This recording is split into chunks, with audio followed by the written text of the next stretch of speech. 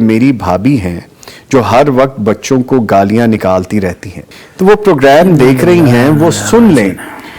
تو میں آپ کو بھٹی صاحب سے سنواتا ہوں جو سننے کی بات ہے۔ بھٹی صاحب بتائیے اس بارے میں۔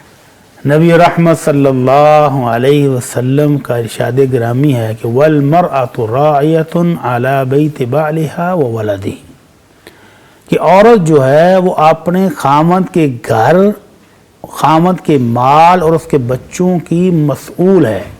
قیامت والے دن اس سے پوچھا جائے گا کہ تو نے ان کی ذمہ داری پوری کی کہ نہیں۔ جی، تو بچوں کو گالیاں دینا، یہ تو بچوں کو گالی دینا بھی معیوب ہے، تو بڑوں کو گالی دینا تو بہت ہی زیادہ سخت معیوب ہے۔